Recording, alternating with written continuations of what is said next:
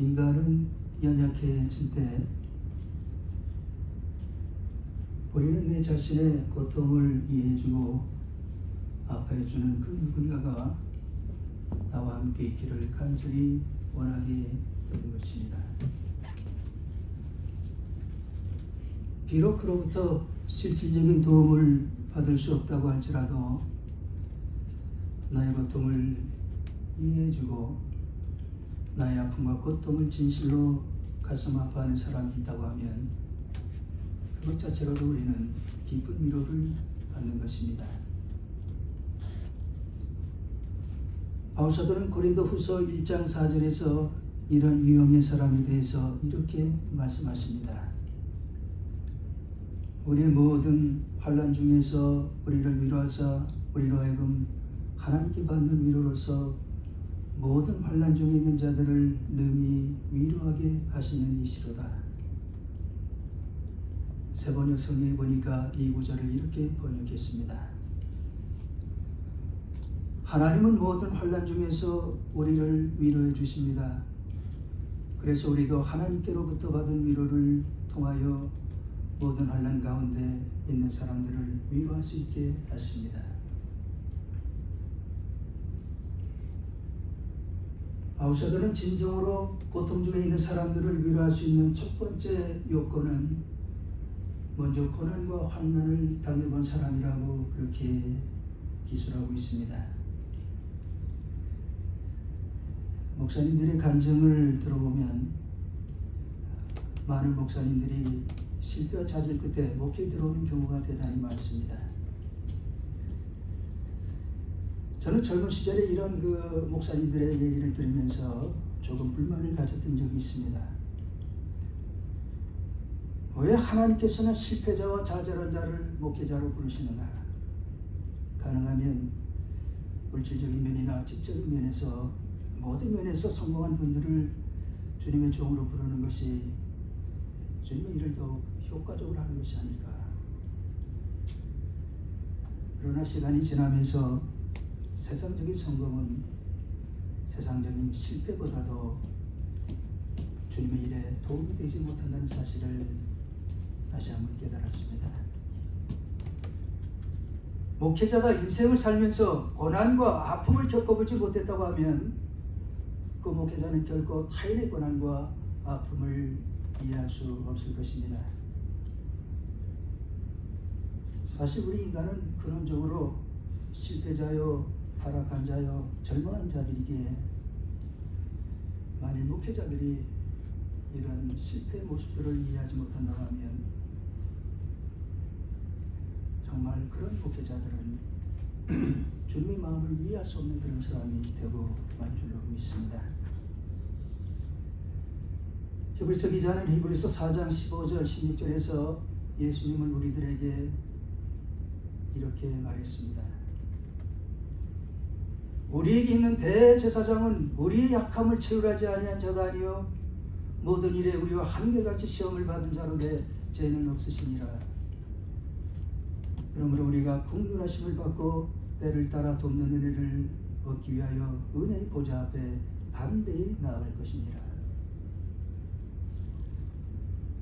주님께서는 이 땅에서 우리와 같은 사람이 되시고 목수가 되셔서 가난하게 자라나셨습니다. 그러다가 공생에 들어오셔서 3년 동안 머리 둘 것도 없이 복음을 위해서 헌신하시다가 십자가에 달려서 처참하게 죽으셨습니다.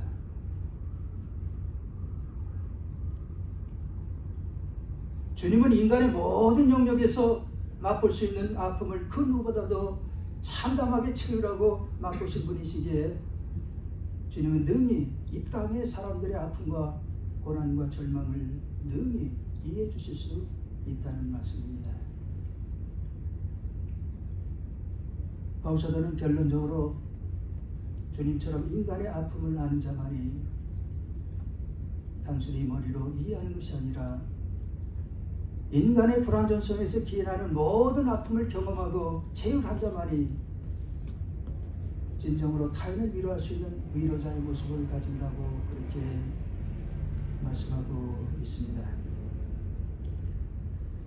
둘째로 참다운 위로자의 두 번째 요건은 고난 속에서 하나님의 위로를 받은 경험이 있는 사람이라고 이렇게 말합니다. 우리들이 인생을 살면서 깊은 아픔을 맛본다면 그것 자체로는 그런 경험은 우리들의 삶에 아무런 덕을 가져다 주지 않는 것입니다. 어떤 의미에서 승화되지 못한 고난과 아픔은 우리 삶과 타인의 삶을 넘어뜨리는 독이 되기도 하는 것입니다. 본 라이프라는 사냥꾼은 아프리카와 인도 등 깊은 오지에서 사람을 먹는 식인 동물을 퇴치하는 젊은 사냥꾼이었습니다. 그는 맹수라고 할지라도 본능적으로 사람을 두려워하고 생명의 위협을 느끼지 않는 한 사람을 공격하지 않는 것이 일반적인 얘기인데 왜 사람만 전문적으로 죽이는 식인 동물이 생겨나는지 의아하게 생각했습니다. 그는 수많은 식인 동물과 대결한 후에 비로소 그 이유를 발견하게 되었는데 많은 식인 동물을 죽인 후에 그 몸을 살펴보니까 예 없이 그 몸에 깊은 상처가 있었다는 것입니다. 앞발이나 뒷발, 잇몸, 어깨 등의 깊은 상처와 아픔이 있어서 더 이상 정상적인 사냥 능력을 잃어버린 동물들이 상대적으로 사냥하기 쉬운 인간을 공격하는 식인 동물로 변질이 된다는 것을 깨닫게 됐습니다. 아마도 이런 행태는 우리 인간에게도 똑같이 적용되는 문제일 줄로 믿습니다.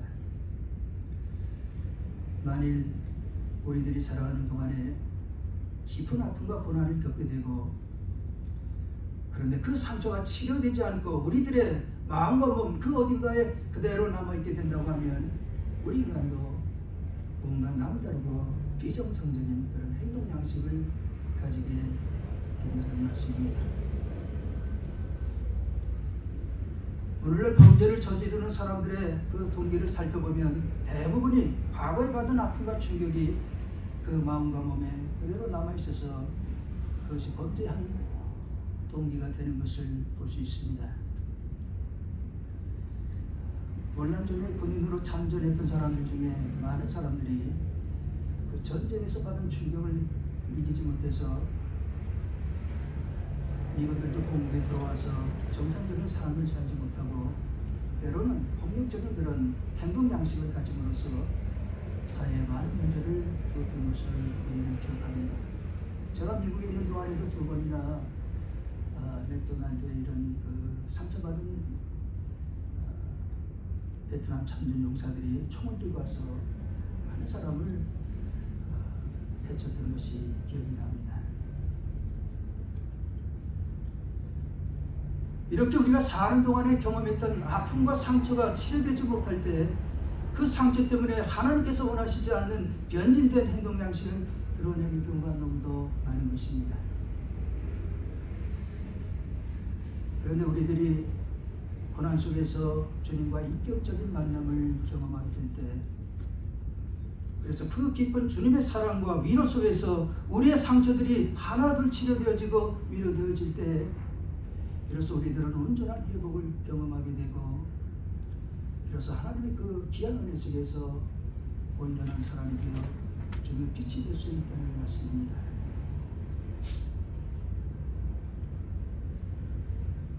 바로 이런 하나님의 은혜를 경험한 사람만이 그 깊고 깊은 하나님의 위로를 소유하면서 고난당한 형제 자매님들의 마음에 진정한 위로와 소망을 주게 되고 그 진정한 위로와 소망을 통해서 상처받은 사람들을 주님께로 인도해서 주님의 그 놀라우신 위로의 역사를 경험하게 된다는 말씀입니다. 변호사 안효인이라는 분이 있습니다. 오래전에 있던 분이니까 여러분들은 잘 기억하지 못할지도 모르겠습니다. 이분은 서울법대를 졸업했는데 대학을 다닐 때는 대단히 촉망받는 그런 학생이었습니다. 얼마나 공부를 잘했든지 저 친구는 대학교 있을 때 사법고시에 합격할 거야 그렇게 교수들도 얘기하고 학생들도 얘기하던 그렇게 대단히 훌륭한 학생이었습니다. 이분이 대학에서 만난 여자와 결혼을 했는데 이제 대학을 졸업하고 대망을 품고 사법고시를 준비했지만 3번이나 떨어지고 말았습니다. 그만 사법고시에 대한 자신을 잃어버리고 절망하는 심정으로 사회에 나왔습니다. 사회에 나와서도 이제 아내가 있고 또 자녀들이 있으니까 그 아내와 자녀들을 돌봐야 되는 그런 삶을 살아야 되잖아요. 그래서 이분이 이제 사회에 나와서 수의도 하고 또 여러 가지 잡다한 짝을 또 잡다한 일들을 하면서 아내와 아이를 돌보며 살기 시작했습니다. 그러나 언제나 그 마음속에는 이루어보지 못한 사법고시에 대한 꿈으로 괴로운 나날을 보내야만 했습니다. 그러다 어느 날 이분은 참담한 마음으로 베란다에 나가서 밤하늘을 바라보게 됐습니다. 하늘에는 수많은 별들이 반짝이고 있었습니다. 그 수많은 별들을 바라보다가 절망한 아브라함을 이끌어내어서 밤하늘을 바라보게 하시고 밤하늘에 떠있는 수많은 별들을 바라보게 하시며 절망하는 아브라함에게 그의 후손을 저주가 같이 셀 수 없이 허락해 주시겠다는 하나님의 그 말씀과 그 말씀을 듣는 그 아브라함이 절망 속에서 소망으로 믿음을 가지게 되었다는 그런 구절이 생각이 났습니다. 그는 그 자리에 불어앉아서 자기도 모르게 눈물을 흘리면서 이렇게 기도했다고 합니다. 하나님, 내게 절망이 무엇인지를 알게 하여 주셔서 감사합니다. 지금까지는 사법고시를 통해서 내 자신의 영광을 추구하려 했지만 이제부터는 절망한 자를 위해서 내 자신을 바치겠습니다. 가슴에 아픔을 가지고 있는 분들을 돕는 자가 되겠습니다.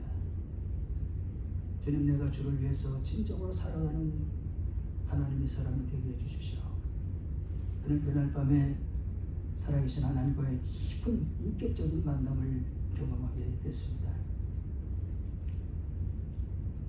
그 후에 그는 다시 마음을 잡고 사법고시를 준비해서 결국 그 해에 사법고시에 합격해서 변호사가 됐습니다.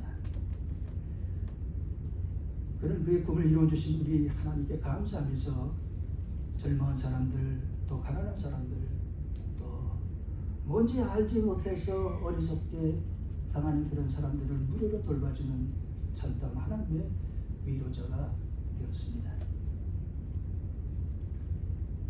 마태복음 26장 37절에 보니까 예수님께서는 십자가를 바라보면서 감람산을 올라가시는 동안 고민하시고 슬퍼하셨다고 기록이 되어 있습니다.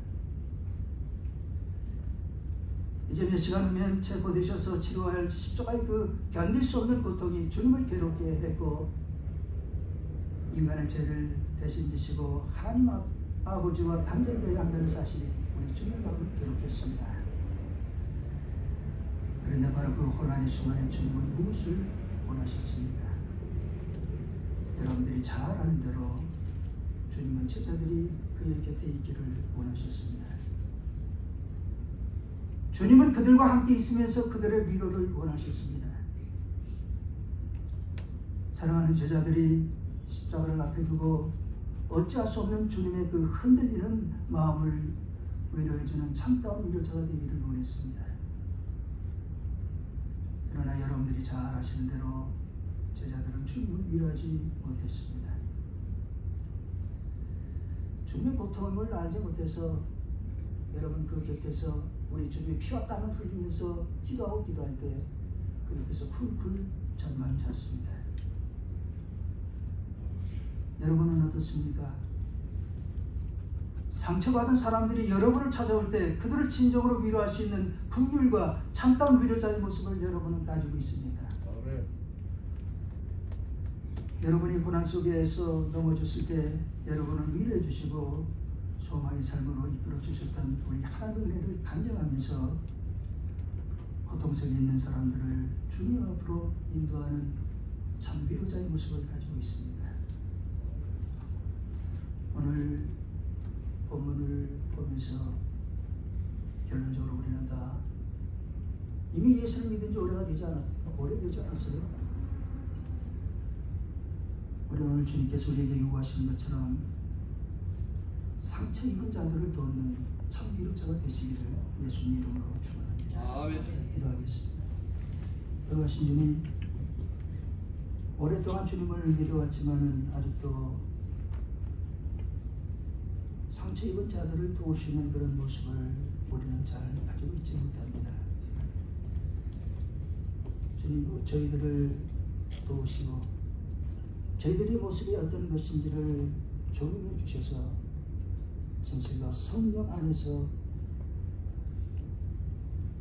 상처 입은 사람들을 위로하는 위로자가 될 수 있도록 저희들을 축복해 주옵소서. 감사하며 예수님 이름으로 기도드렸나이다. 아멘.